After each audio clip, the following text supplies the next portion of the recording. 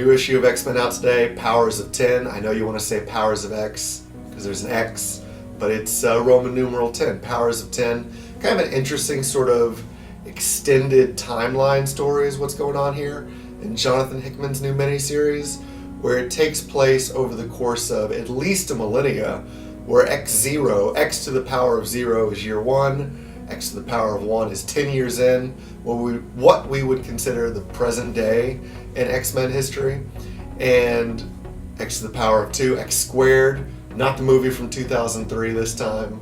It is 100 years hence, where there is now a machine-human war, machines and humans teamed up against mutants. So the machines are like the Sentinels and Nimrod. If you're a long-time X-Men reader, you are familiar with those characters. And then X to the power of 3, I believe, is 1,000 years hence. I guess technically 990 years hence from where we are right now. And that is, well, who knows? That's so far in the future. It's really unclear at this point in this issue what exactly is going on, but I'm sure all the fans out there have their theories. But what do we know so far? Well, we know that at one point in the future, the mutants again have a hard time propagating, reproducing.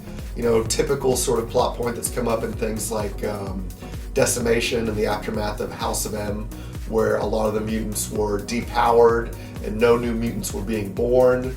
But something along those lines, I guess, happens in the future of this miniseries, to the point where the mutants think, oh, we need to go breed on Mars, and not breed, but have breeding clone programs run by Mr. Sinister, because of course you should trust him. That's how we end up getting some of these interesting amalgamated characters that have been in the previews, like Rasputin. And I'll just say that is a variation of that character that I'm drawing right here. But I actually add a little something to it. I didn't just make this the X-Men comic version of Rasputin. Maybe it's just where my head's at, but I was thinking when I woke up, I was like, of course I want to draw something related to Powers of 10, this new X-Men series.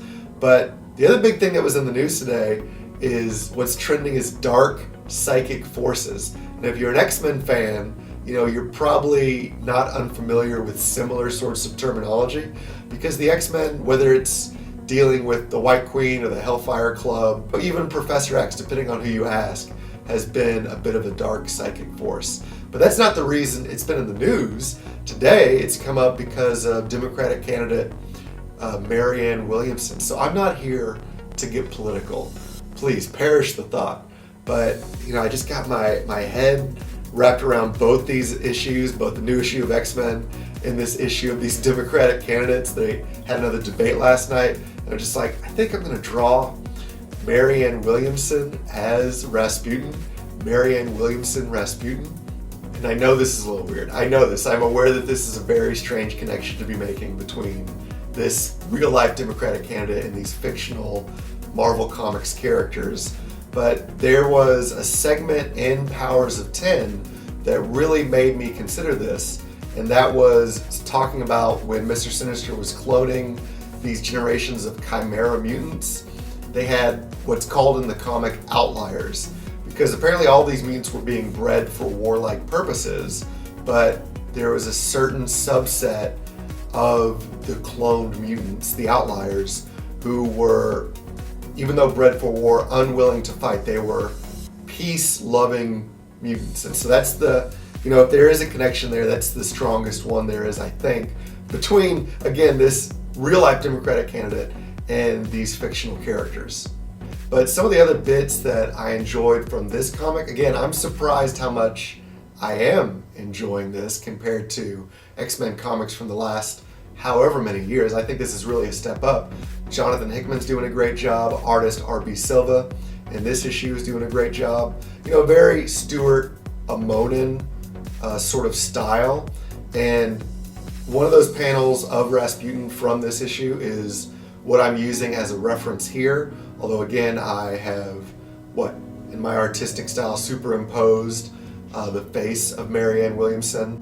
Another thing that I think was smart from this issue of Powers of 10 is that, you know, if it's a war taking place between mutants and humans on Earth over the course of hundreds of years, you know, why don't, it's Marvel Comics, why don't they just go out to space? Why don't the mutants just leave?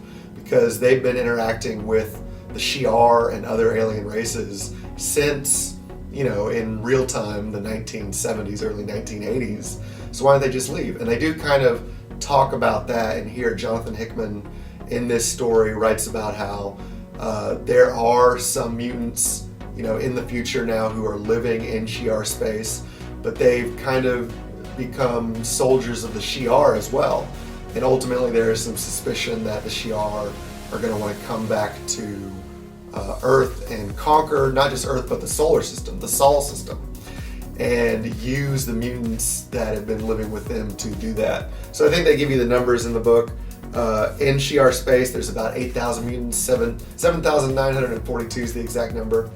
On Chandelar, also in the Shi'ar homeworld, there's another 1,828 mutants. And then in the solar system, on asteroid K for Krakoa, maybe, there are 8 mutants left, and I think we know who a couple of them are. I'm pretty sure it's Rasputin, the Nightcrawler type character, I forget the name, Logan, Wolverine, Magneto, and it looks like Groot is there too. So what is that, 5? And then there was another character that had like the exposed brain that Nimrod captures. You know, I don't want to give away everything, but I will say definitely it's worth checking out. Very good looking comic. Definitely inspired me to do some art today.